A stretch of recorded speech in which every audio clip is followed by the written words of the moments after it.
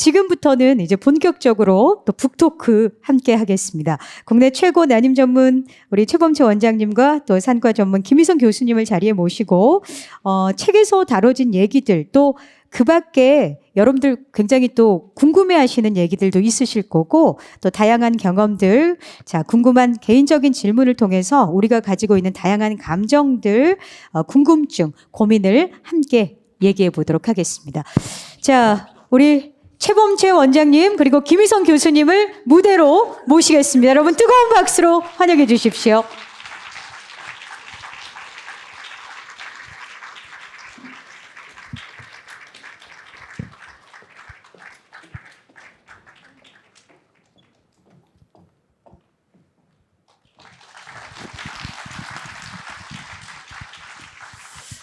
자,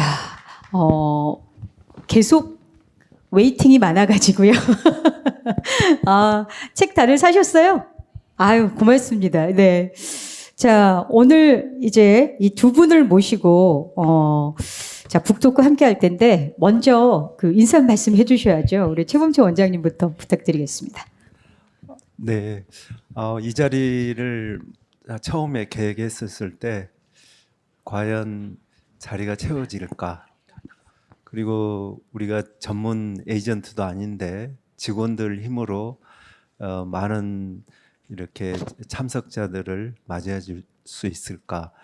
그런 고민을 하면서 병원을 운영하면서 이러한 또 이벤트를 하면서 직원들이 또 단합을 하게 되고 또 30년 동안 진료를 하다 보니까 그동안에 환자하고 같이 말할 수 없는 경험이라든가 겪었던 거, 책에서 담지 못했던 거를 같이 이야기할 수 있는 시간이 되지 않을까. 그래서 상당히 기대감도 되고, 제가 웬만하면 배짱이 아주 세서 무대에서 떨지 않는데 오늘 되게 떨립니다. 여러분 너무 반갑고 감사합니다. 네, 김희선 원장님. 네, 안녕하세요. 저는 국민건강보험공단 일산병원 산부인과 김희선입니다. 반갑습니다. 네. 저는 이렇게 원장님께서 이렇게 광주에서 이런 토크 기획해 주셔가지고요. 숟가락만 없는 심정으로 이렇게 왔는데 규모가 너무 커서 깜짝 놀랐습니다. 네, 오늘 조금 도움이 될 수 있는 말씀들 많이 나눌 수 있으면 너무 좋을 것 같고 또 이런 자리 만들어주신 최범채 원장님과 또 CL병원 관계자분들께 너무 감사드리고 또 멀리까지 오셔서 감사와 축사 인사 전해주시는 내빈분들에게도 너무너무 감사드립니다. 감사합니다. 네. 자, 이 두 분을 모시고, 토크쇼 진행을 하겠습니다. 우리 최범채 원장님, 사실 국내 난임 의사 중에서 시험관 아기 시술을 가장 많이 경험한 이제 의사 중 한 분이시잖아요. CL병원이 많은 분들이 그래요. 아니, 이렇게 실력 있는 분이, 차라리 서울에 계시지 왜 광주에 있느냐. 물론 우리 광주에 계시는 분들은 우리가 행운이다. 이렇게 생각을 하지만, 수도권이 아닌 광주에 사실 위치하는데도 가능할 수 있다는 게 참 놀랍거든요. 그 비결이 뭐라고 생각하세요? 네. 사실은 제가 서울의 삼성제일병원에서 성균관의대에서 10년 봉직을 했었어요. 그때 광주에 개원을 한다 그러니까 다들 좀 너무나 이상적이다. 왜 강남에다 이렇게 개업하면 지금 막 그 많은 환자 데리고 빨리 성공할 수 있을 텐데 그렇게 이야기를 했어요. 근데 사실 저를 키워주시고 하버드 유학까지 제일병원에서 처음 유학을 가게 됐는데 지원해 주신 분이 삼성 이건희 회장님, 사촌 형님이신 이동희 박사님이 저를 스폰서를 해서 하버드 유학을 2년을 다녀왔었어요. 그래서 도저히 손쉬운 성공은 눈앞에 보이는데 물질보다는 또 제가 살아가는 철학을 생각을 해서 낙향을 하게 됐습니다. 그랬었을 때 모든 사람들이 비웃었고 또 가장 중요한 거는 우리 애들이 5학년, 1학년인데 강남에 가서 붙어서 좋은 학교 보내지 또 지방으로 내려가느냐 이제 그런 이야기도 듣고 그랬습니다. 그리고 또 한 가지는 광주 가서 삼성이나 제일병원 브랜드를 쓰지 CL이 뭐냐, 뭐 아직도 한 번도 들어보지 못한 CL이 뭐야. 그래서 크리에이션 앤 러브입니다. 그랬더니 병원장님께서 웃으시더라고요. 발음도 안 되는데 창조와 사랑이 뭐가 먹히느냐. 근데 우리 존경하는 이혜일 교수님께서 말씀하신, 제가 좀 해약해서 발표를 많이 했거든요. 근데 제가 저를 소개할 때 I am from 삼성 제일 하스피탈 그렇게 이야기했는데 외국 사람 못 알아먹었어요. 그때는 삼성도 유명하지도 않고 제일이라는 말이 무슨 말인지 몰랐어요. 그래서 내가 꼭 성공하면은 creation and love, 사랑과 창조 이니셜을 써서 from CL 그렇게 할 거야. 그랬는데 정말 맞아 떨어진 것 같아요. 그래서 CL병원을 설립하게 됐습니다. 그리고 우리 병원 로고를 제가 직접 드로잉 했거든요. 그때 당시에는 아기를 안고 있는 엄마나 십자가가 대세였는데 저는 난자와 정자 모양을 그리고 싶었어요. 그래서 우리 병원의 로고 보면은 해바라기로 보신 분도 있고, 근데 난자에 정자가 몰려든 모양 형상을 제가 드로잉했던 거를 제가 하고 싶은 대로 개원을 했던 겁니다. 말이 길어졌네요. 예. 프롬 CL. 근데 이제 거기다가 인 광주. 굉장히 자랑스럽습니다. 큰 박수 한번 보내주시죠. 자, 김희선 교수님. 예. 대학에서 이제 많은 그 고위험 산모 진료하시면서 태교나 이제 난임 우울증 치료 또 센터를 이번에 또 고위험 산모 신생아 집중치료 센터가 또 만들어졌더라고요. 예.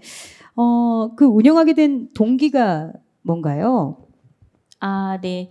저기 그 조금 생소한 의미여가지고 잘 모르셔서 설명을 잠깐 조금 드리면, 제가 2025년 5월부터 이제 일산병원으로 옮겼고, 그전에는 동국대학교 병원에 있었는데요.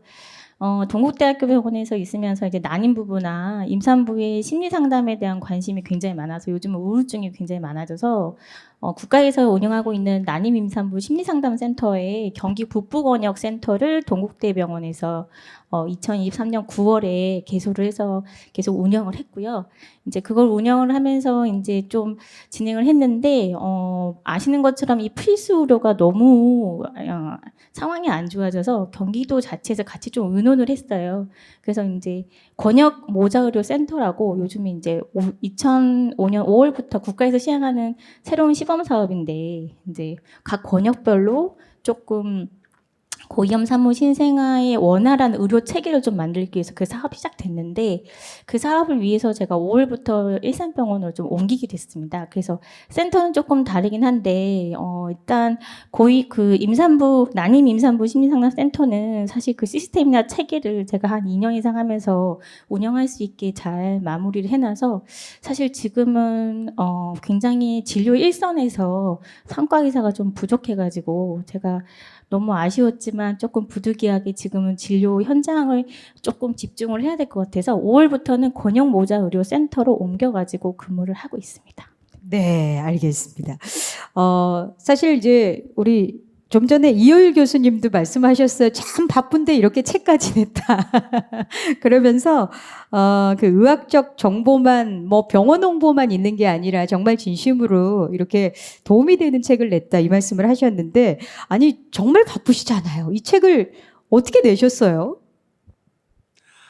실은 저는 이제 환자하고 있었던 에피소드를 좀 기록을 하고, 저는 이제 그 만년필로 이렇게 필사하는 걸 되게 좋아해요. 그래서 점심 시간에 제가 그 홀로 있는 시간에 A4 용지 이면지에다가 필사해서 모아놓은 게 있었는데, 김희선 교수가 어느 날 책을 같이 한번 써보자고 그러는 거예요.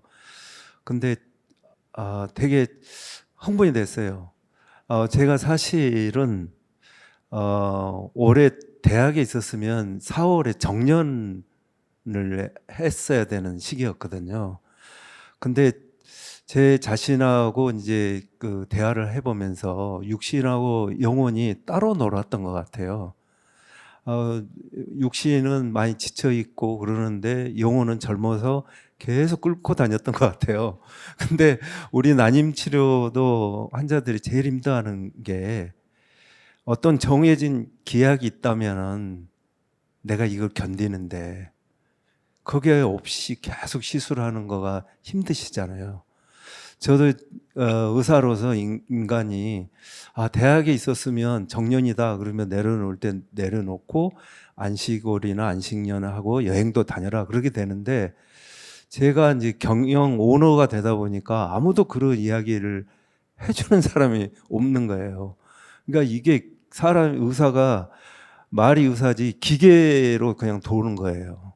그러면 제 자신이 너무 슬프다 그렇게 생각했는데 우리 후배 김희선 교수가 그런 제안을 했었을 때 정년이라 그러면 어떻게 내가 어떻게 이벤트를 해볼까 그렇게 했는데 책을 같이 써봐야 되겠다. 그래서 제 나름대로는 그런 꼼수가 있어가지고 책을 쓰게 됐어요. 야, 몰랐습니다. 아니, 김희선 교수님이 먼저 제안을 하셨네요. 예. 네, 저는 이제 그 난임 임산부 심리상담센터 하면서 이제 홍보차 뭐 유튜브도 찍고 굉장히 이제 지역 보건소도 많이 다니면서 홍보를 많이 했었는데 우연한 게 포르체에서 저한테 메일이 왔어요. 이러이러한 거를 한번 기획하고 있는데 어떻게 생각하시냐. 예, 그래서 근데 너무 주제가 너무 좋고 이 진료 현장에서 환자들한테 할 수 없는 얘기를 책에서 충분히 할 수 있겠다는 생각이 들어서 흔쾌히 했는데 난임은 사실 제가 뭐 산모 파트는 워낙 저도 뭐 원장님처럼 경력은 없지만 그래도 오랫동안 했고 고민을 했던 분야라 자신이 있었는데 난임 파트를 제가 쓰는 건 조금 이건 무리다라는 생각이 들어서 굉장히 고민을 좀 했어요. 그래서 원장님이 너무 바쁘셔가지고 사실은 되게 어렵게 저는 원장님한테 부탁을 드렸거든요. 워낙에 뭐 몽골에서 하신 일도 너무 많으시고 하셔가지고 근데 워낙 전문가시라서 정말 많은 그런 케이스를 알고 계실 것 같아서 말씀을 드렸는데 너무 흔쾌히 해주셔가지고 이렇게 좋은 책이 발간된 것 같습니다. 네, 완벽한 듀엣입니다. 큰 박수를 한번 보내주시죠. 사실 이제 뭐 경험을 바탕으로 그리고 기본적인 의학 지식이 당연히 이제 동반이 돼서 썼다고 하지만 쓰시면서 굉장히 또 어려웠던 점도 있으셨을 것 같아요.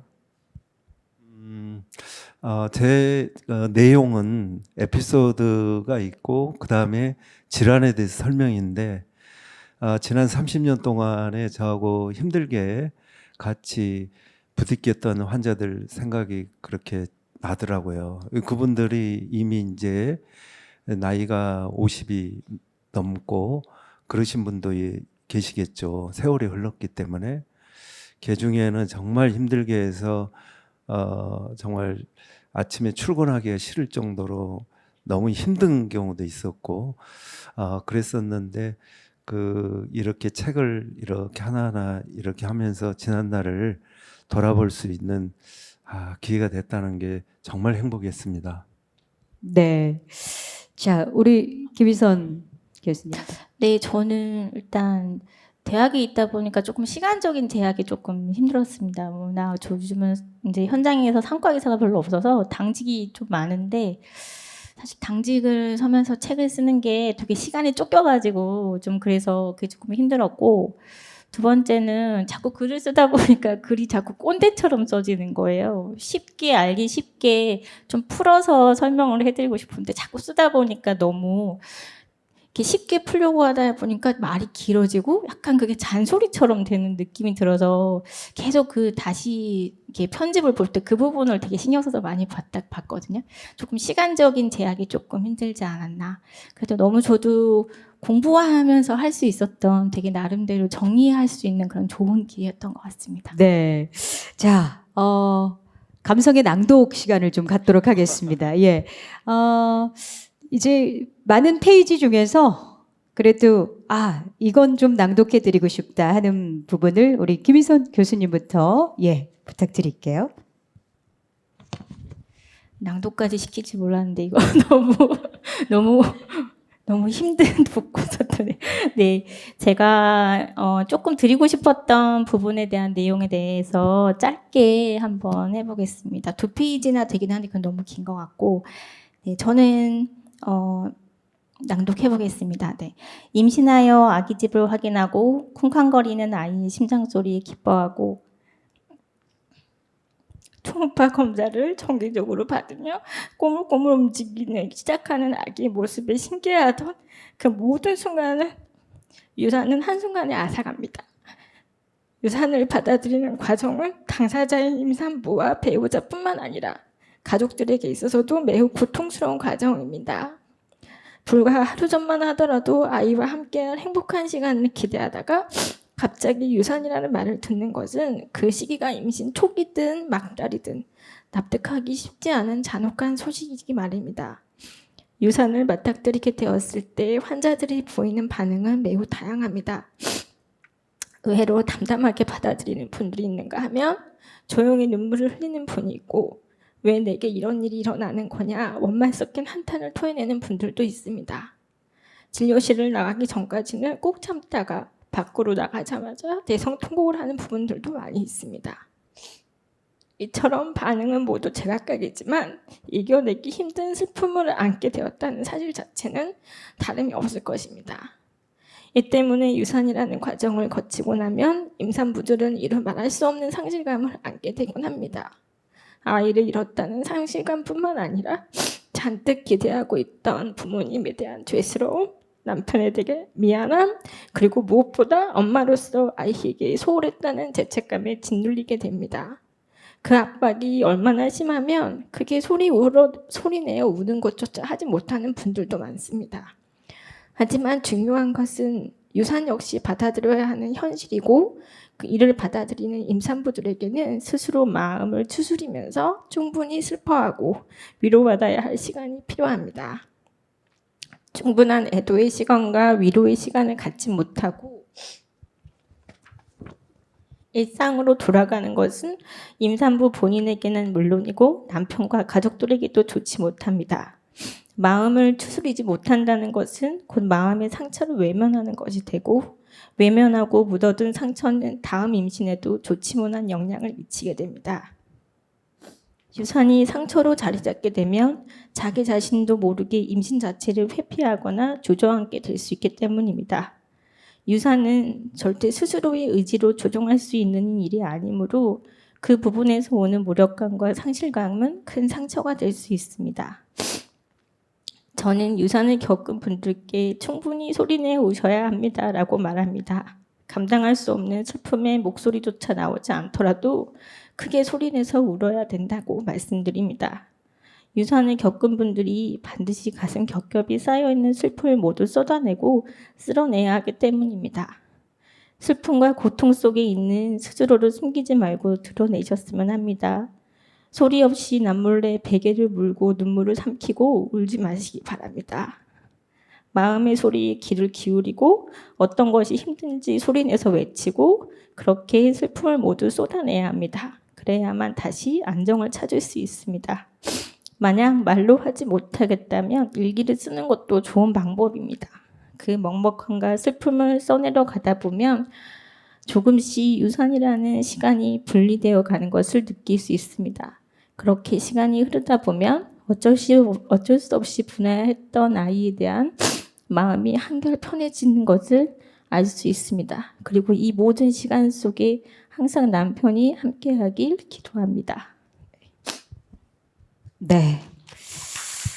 자, 유산 이후에 이제 심리 가이드인데요. 받아들이는 현실이 물론 무척 힘들지만 받아들이고 충분히 애도하는 그런 시간을 가져야 한다라고 말씀하셨고, 오늘 또 이렇게 남편분하고 같이 오신 분들이 많습니다. 부부끼리 오신 분들도 많은데 사실 가장 힘든 사람은 아내예요. 예, 그 곁에서 늘 지켜주시고 그러셨으면 좋겠습니다. 아름다운 관계의 힘이 굉장히 또 중요합니다. 네, 어떡하죠?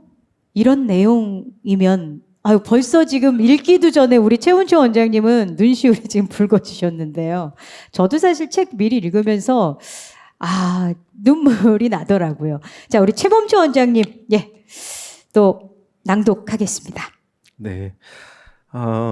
책 내용에서 정말 사연이 많으신 분들이 있는데 제가 좀 강도가 낮은 걸 선정을 했습니다.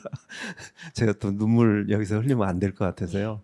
이분은 제가 많은 환자분들이 극복을 해서 돌잔치 초대도 많이 받고 그렇습니다. 근데 그때는 그래도 20여 년 전 이야기니까 돌반지 사가지고 가기가 부담이 별로 안 됐거든요. 근데 이제 요즘 들어서 이제 초대하면 제가 상품권으로 그냥 할 수밖에 없어요. 너무 금값이 올라가가지고. 근데 이분은 시험관하기를 다른 데서 10번 했고요. 그 다음에 자궁경 수술을 전남대학 세브란스 병원에서 또 3번을 하고 저를 오셨더라고요. 근데 저는 왜 이렇게 젊고 좀 난소 기능이 좋은 분들이 처음부터 오지 않을까? 막판에 나를 선택할까? 막 그런 그런 생각을 많이 하는데 이분은 진짜 너무 많이 하신 거예요. 그리고 이제 대화를 해보니까 거의 박사 수준인 거예요. 너무 인터넷 섭렵을 많이 하셔가지고 제가 의사인지 그분이 의사인지 대화를 하는데 그분이 너무 날카롭게 질문하시고 남편도 너무 자포자기한 상황에서 제가 그분을 설득하는데 정말 힘들었어요. 그리고 수술을 3번 하신 분을 제가 2번 했을 때까지는 얼마나 힘들었겠어요. 남편이 저를 패고 싶었겠죠. 저 의사가 그랬는데 제가 그분들한테 그랬어요. 정말 힘들길래 처음 선생님 뵀던 선생님 만났을 때 그 흥분을 가지고 저한테 좀 그 정을 좀 주시라고. 제가 뭡니까 막판에 11번째 만나가지고 2판 4판 만나는 사람이 아니지 않냐. 나 정말 베스트 하고 싶다. 그랬던 분인데 제가 읽어보겠습니다. 36세의 여성인 C씨는 이미 타 병원에서 체외수정 시술을 10회 시도하고 자궁유착증으로 3회의 자궁경 수술을 받은 이력을 가진 채 우리 병원을 찾아왔습니다. C씨는 수차례의 임신 시도 실패를 겪은 탓에 심리적으로 매우 불안했고 치료에 대한 확신도 많이 떨어진 상태였습니다. 또한 그간의 치료 기간을 통해 쌓인 의료 정보를 기반으로 이러쿵저러쿵 의사에게 자신의 요구를 강요하는 등 참 대하기 어려운 환자였습니다. C씨는 임신 중반기에 소파 수술을 받았고 이때 태반이 제대로 제거되지 않아 그 일부가 자궁벽에 심하게 유착되었고 월경량도 거의 없었습니다. 자궁난관 조영술 진단에서는 자궁강의 3분의 2가 훼손되어 유착증으로 인해 자궁 내부 공간이 비좁은 비정상 모양을 형성하고 있다라는 결과를 받았습니다.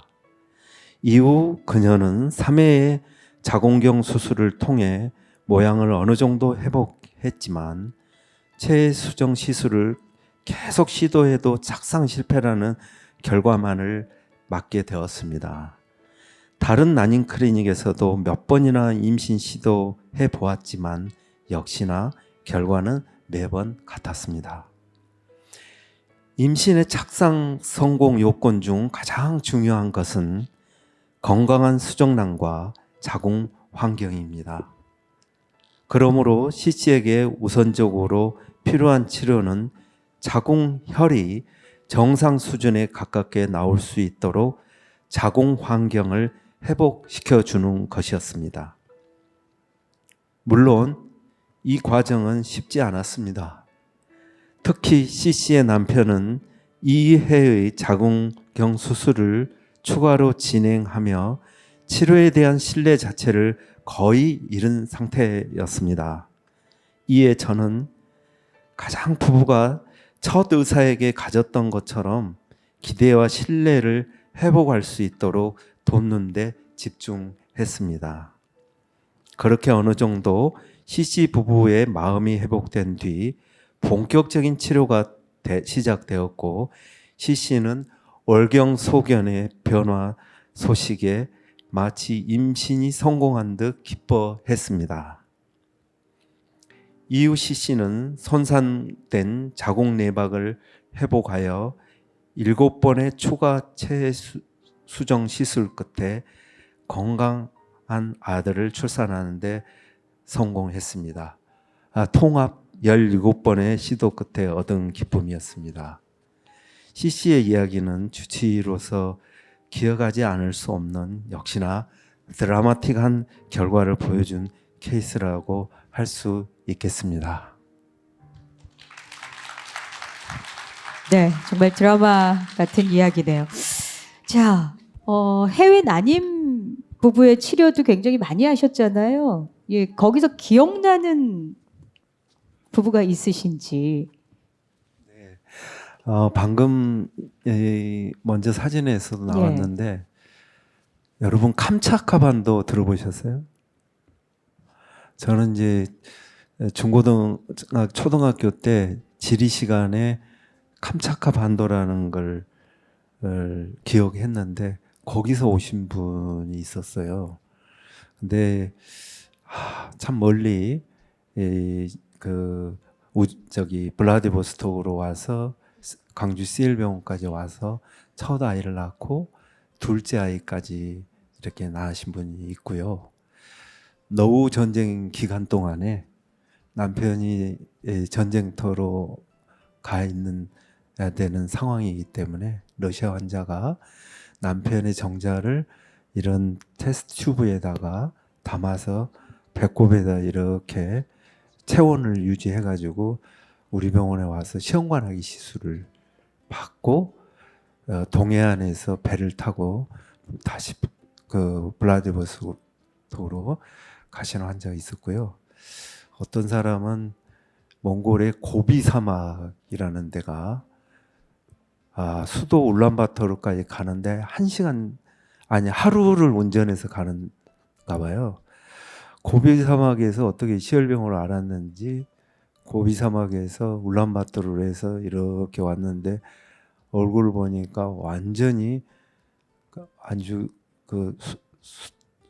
숯덩어리처럼 시커멓게 그슬러 있더라고요. 그분이 이제 나중에 임신해서 가는데 광주에서 한 달 하는 동안에 얼굴이 완전히 하얘져가지고 가르치는 모습을 보고 정말 저 멀리서 이렇게 아이가 낳는 데 대해서는 우리 국민들뿐만 아니라 해외 환자 전쟁통에 그 멀리서 아이를 갖기 위한 갈망은 똑같구나 그런 생각을 해봤습니다. 네. 그리고 그 몽골 부부 중에서 이름이 실제로 원장님의 성을 딴 아이가 있잖아요. 병원 이름도 있고요. 네. 진짜 쌍둥이인가요? 네. 한국에서 있었던 일인데요. 어느 날 주민등록번호를 떼가지고 오셨어요. 김범채라고 이름을 지었더라고요. 그래, 아들을 내 책상에 앉혀놓고 등본을 보여주는 거예요. 원장님하고 이름 똑같이 지었다고. 나 지금까지 살면서 내 이름하고 똑같은 사람 한 사람도 못 봤는데 김범채라고 이름을 지었어요. 근데 애국에서는 초이라고 이름을 많이 짓더라고요. 초이. 제 영문 최를 초이라고 하는데, 그리고 우리 병원 CL이라는 이름을 불어로는 하늘이란 말이거든요. CIEL이. 그래서 러시아하고 몽골에서 CL이라는 딸 이름을 이렇게 갖게 된 부모들이 좀 있었어요. 그래서 상당히 의미 있는 경험입니다. 예. 그 김범채 군은 정말 잘 자라고 있고 성이 최 씨가 아니라는 거 다시 한번 말씀드리겠습니다. 자, 저희가 사전에 이제 그 Q&A를 미리 온라인으로 또 받기도 했습니다만은 현장에서 궁금하신 것도 굉장히 많으실 것 같아요. 자, 궁금한 게 있으시면 손을 좀 번쩍 드시고 뭐든 좋습니다. 예, 뭐든 좋으니까 자. 이럴 때 궁금한 거 물어봐 주시고요. 손을 들면 저희가 언제든 마이크를 갖다 드리겠습니다. 자, 사전 질문인데요. 자, 영양제 복용도 궁금하고 유산되는 이유 그리고 염색체 돌연변이는 왜 생기는 겁니까? 라고 말씀을 해주셨는데 우리 최범채 원장님이 좀 답을 해주시겠어요? 네, 우리가 이제 유산되는 경우에 염색체 검사를 검해 보면은 유산된 부부들은 왜 유산이 됐을까 그렇게 질문하시거든요. 근데 유산된 유산화의 50에서 60%는 염색체 이상이 있어요. 그래서 부부가 정상이더라도 돌연변이가 올 수가 있어요. 돌연변이는 정자나 난자에서 처음부터 생산되면서 있을 수도 있고요. 잘못된 게 선택이 돼서. 그리고 정자와 난자가 수정이 돼서 분화하는 과정에서 또 이상이 또 올 수도 있습니다. 그리고 이제 영양제에 대해서는 우리가 수많은 이제 검사도 해보고 그러지만 우리 임신을 시도하고 유산을 경험하시는 분들이 영양제라 그러면 다 좋은 줄 알으세요. 그래서 너무 영양제는 좋아요. 2개, 3개 정도 선정하면 요즘은 워낙 그 조합 그 제조가 좋기 때문에 충분한데 원장님 영양제 이거 괜찮으세요? 그러면 좋아요. 그러면 이거는 어떠세요? 그러면 좋아요. 근데 한 5, 6개가 나오는 거예요. 계속. 그러면은 제가 지금 시험관하게 쓰는 약도 만만치가 않고 임신하기 위해서 쓰는 약도 만만치 않은데 우리 간이 과로할 것 같아요. 우리가 사용하자고 하는 1차적인 목표 약에 대해서 간이 일을 해야 되는데 영양제로 간이 지쳐 있을 것 같아요. 그래서 이제 저는 한 2개, 많이 드시면 한 3개 정도 추천을 하고 있습니다. 네. 자, 답변이 되셨으면 좋겠어요. 여기 오신 분 중에 한 분이시겠죠. 자, 혹시 궁금한 거 있으시면 언제든 물어봐 주시고 자, 그러면 온라인 질문으로 하나 더 여쭙겠습니다. 습관성 유산의 다양한 원인 중에 가장 흔하게 나타나는 게 궁금합니다. 아직 명확하게 밝혀지지 않은 원인도 있을까요? 있다면 앞으로의 연구 방향은 어떻게 전망하시는지도 궁금합니다. 유산과 관련해서 또 이렇게 질문을 주셨습니다. 습관성 유산은 최범채 원장님께서 대가셔가지고요. 다시 말씀을 해주시면 좋을 것 같습니다. 네네. 제일 우리가 인터넷상에서나 그리고 우리 임상 선생님들이 오류를 경험하고 있는 거가 자연살상 세포 NK셀이라는 거에 대해서 환자분들이 대단히 스트레스를 받고 그리고 그 신중하게 생각하는데 제가 95년도 하버드 유학을 했었을 때 그 스토리는 이미 다 정리가 됐던 거예요. 근데 국내에서 이제 어떤 선생님이 그 유행을 시키다가 보니까 자연살상 세포가 산모의 혈액에서 높게 나왔을 때 아기한테 공격해서 유산이 된다. 그런 스토리가 이게 팽배하게 돼서 모든 분들이 그렇게 믿고 있어요. 저는 그 스토리를 이제 그 경험하면서 환자들이 많은 질문을 하시고 실제로 제가 깜짝 놀란 게 몽골의 경제적으로나 힘 있는 부부가 한국의 모병원에서 NK셀이 양성이 나왔던 모양이에요. 그분이 자꾸 시험관하기 실패하게 되니까 NK셀로 믿었던 거예요. 그래서 돈도 있고 힘도 있고 그래서 그분이 데르모에서 아이를 낳았어요. 근데 제가 몽골에서 상담하게 돼서 그럴 필요 없다. 둘째는 그냥 가져라. 둘째는 자기가 낳았어요. 상당히 비극적인 스토리인데 우리가 혈액 내에 NK셀이라는 거가 자궁에서 일어나는 이야기를 대변할 수가 없어요. 자궁에서 있는 자연 살상 세포와 혈액에 있는 세포하고 비슷한 정도는 10%밖에 안 돼 있어요. 그렇기 때문에 우리 혈액 내에서 그런 자연 살상 세포가 높아 있다는 거를 염려할 필요는 없어요. 우리가 부부 관계를 하고 나서 올라갈 수 있어요. 그리고 월경 중에 올라갈 수 있어요. 질염을 알아도 올라가서 내가 감기를 알아도 NK셀이라는 건 혈액에서 올라갈 수 있기 때문에 그 점에 대해서는 제가 지난 10년 동안 기고도 많이 하면서 많이 이제 캄다운을 시켜놓고 환자들도 이제 그런 불안증을 이제 덜게 됐죠. 그리고 이제 많은 이제 그 유산에 제가 원래는 유산 쪽으로 연구를 하게 됐는데 유산에 대해서는 가장 중요한 거는 엄마 자궁이나 아니면 아기가 정상이어야 되는데 아기가 문제가 되는 거가 돌연변이로 문제가 되는 거가 가장 원인은 많아요. 그리고 이제 그 다음에 자궁에서 살 수 있는 환경이 문제가 됐을 때 이제 유산을 초래하게 되는데 사실 많은 과학자들, 의사들이 연구하고 있는데 그게 잘 풀리지 않는 지금 문제로 남아 있고 계속 연구 중입니다. 네, 알겠습니다.